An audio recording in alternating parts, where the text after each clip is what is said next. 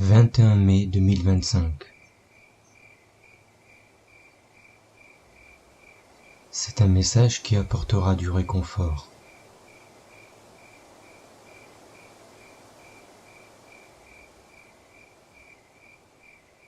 Je sais que cette journée t'est allongée,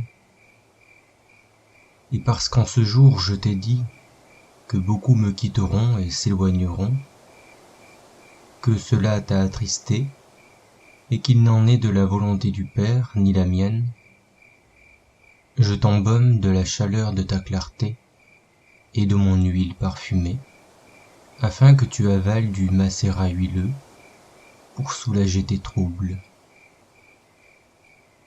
En ce jour, je me devais de continuer à venir à toi pour que tu ne doutes plus. Plus de doute.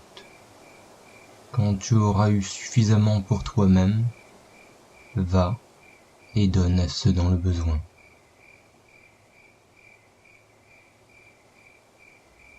Dis, nourrissez-vous du courant guérisseur. Recevez force et cherchez la vérité. Par le courant guérisseur qui pulse comme le sang le ferait dans le corps de la réalité, si le laissant agir en toi, il vient tout réordonner dans la vie et tous ces corps qu'il t'ait donnés, puis renforcer ce qui fut lésé et bouleversé.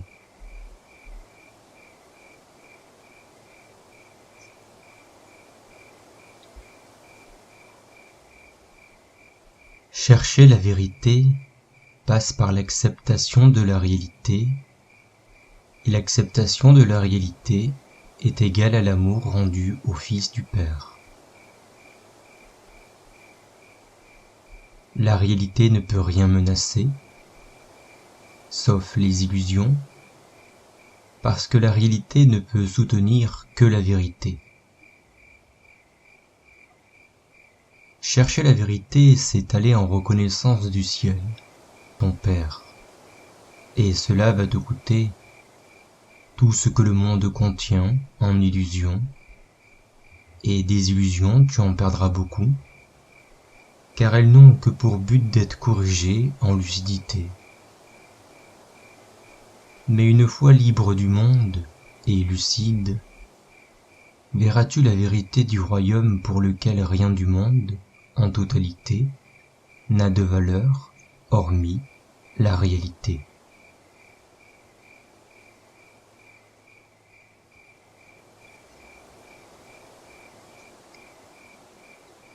Les illusions prennent effet de l'égocentricité lorsque la tendance à oublier que tu ne puisses pas te créer toi-même se fait forte en toi. Cette tendance ne la condamne pas non plus, car elle vient d'une simple confusion pionnière dans ton aptitude créatrice qui réside dans l'esprit créateur, annonçant que tout ce que tu crées est forcément affaire de volonté. Oui, mais de quelle volonté ?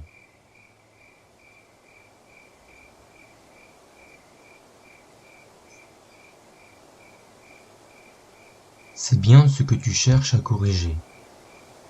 Et c'est croire que tout ce que tu fais seul est réel dans tes propres yeux parce que tu le fais, mais ceci ne l'est pas dans l'esprit de Dieu. En Dieu, tel que ce principe fut créé par l'Esprit du Père, il n'est question que de l'idée de solitude, et celle-ci est impossible si elle se définit par un abandon. Car elle serait signifiante, or elle ne l'est pas, pour le Saint-Esprit, ni pour tout dans les cieux, qui ne signifia rien de ce qui est simplement réel et vu, ou réellement vu, par conséquent, qui ne voit que le réel dans une solitude qui est affaire d'un simple recueillement. Crois-moi, quand je te dis que le Saint en esprit c'est reconnaître ce qui est vrai en toi et ce que tu as caché au-delà de ta vue d'esprit, pour seulement le laisser en sûreté dans l'Esprit Saint. Le fait qu'il reconnaît cette volonté peut la rendre réelle pour toi, parce qu'il est dans ton esprit, par conséquent, il est ta réalité. Le Saint-Esprit est ta réalité, pour vrai, afin de seulement corriger tout ce qui est interprété, élucider ce qui fut rendu obscur du fait de la densité des expériences. Il te donne à faire la lumière pour clarifier tout ce qui fait écho depuis les rides célestes jusqu'aux craquelures du monde. Si, donc, sa vision de ton lien d'esprit t'en révèle la réalité, le Saint t'aide à te souvenir de ce que tu es par la mémoire dont il est sensible. Dans ce processus, la seule source de crainte est ce que tu crois que tu vas perdre.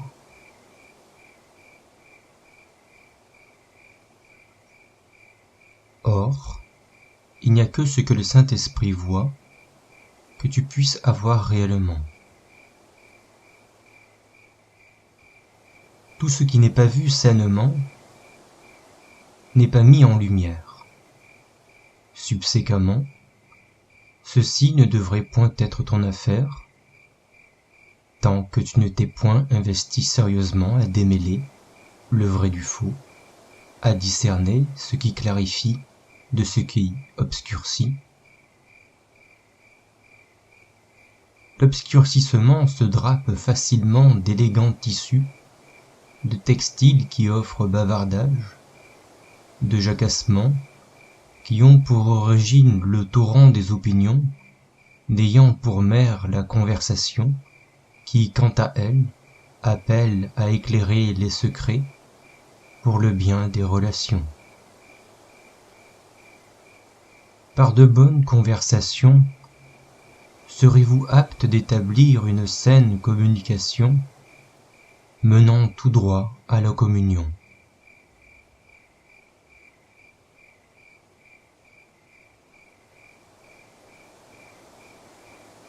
L'on peut souligner maintes fois que le Saint-Esprit ne demandera jamais de sacrifier quoi que ce soit, mais de tout utiliser au nom dont il est fait. Mais si tu exiges de toi-même le sacrifice de la réalité, le Saint-Esprit doit te rappeler que ce n'est pas la volonté du Père, parce que ce n'est pas la tienne. Tu ne voudrais point que meure la réalité, car en elle réside toute ta sécurité. Il n'y a pas de différence entre ta volonté et celle du Père, en vérité. En vérité, si tu n'étais pas divisé sur l'esprit, tu reconnaîtrais que le salut est d'exercer ta volonté, parce que c'est la communication.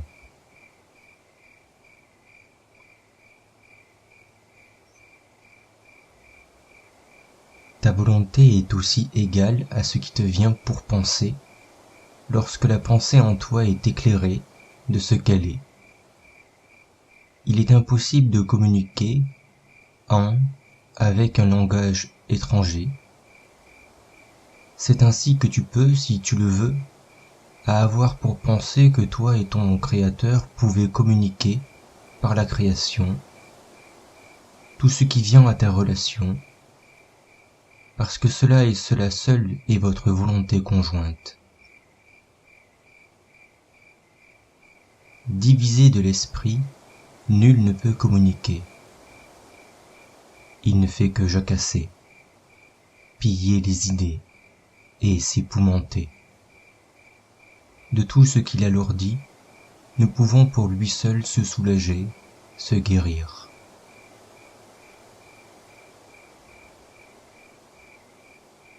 Parlant pour des choses différentes au même esprit, de tout ce qu'il s'en dit, il n'est que de la croyance au sacrifice, et que l'on achète le salut par le sang, de chair ou d'éther, il ne fait que suivre ses pairs du monde. Cela lui fait perdre l'aptitude à communiquer pour la simple raison qu'une communication, confuse, ne contient rien. Un message ne peut pas être communiqué à moins d'avoir du sens. Et ce sens ne peut paraître que pour une raison si évidente.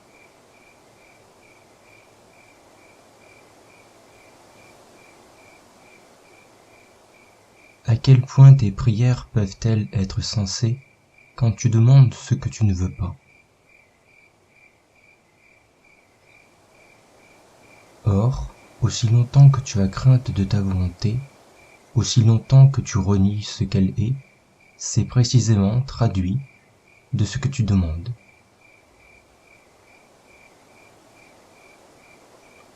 Tu maintiens peut-être que le Saint-Esprit ne te répond pas, mais il serait plus sage de te demander quel genre de questionneur es-tu. Quand tu demandes ce que tu veux, demandes-tu ce que tu désires, ce que tu as pour vœu, ou rien de tous les deux?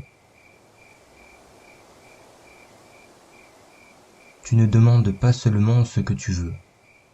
Plus encore, ta demande est que tu ne reçoives pas de ce qui te fait peur. Et c'est bien que tu pourrais le recevoir, et tu le recevrais.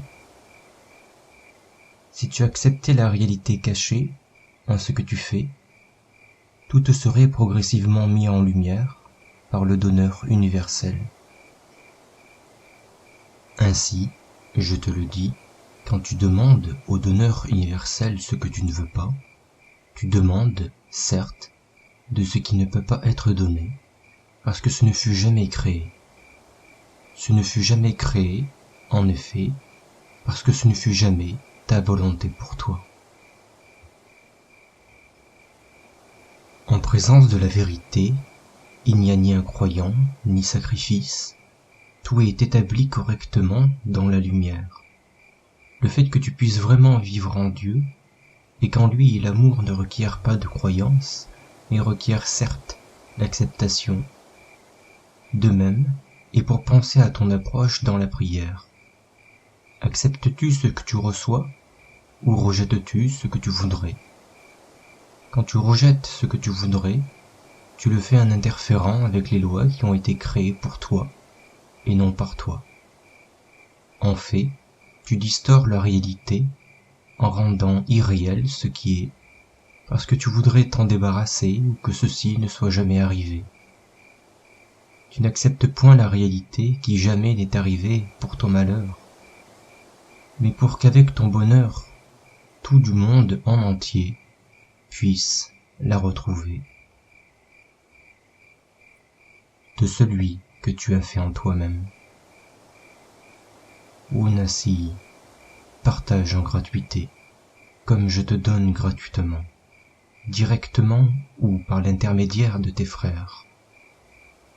N'es-tu point inspiré de ton pèlerinage en chacune des 2 journées et aux heures nocturnes?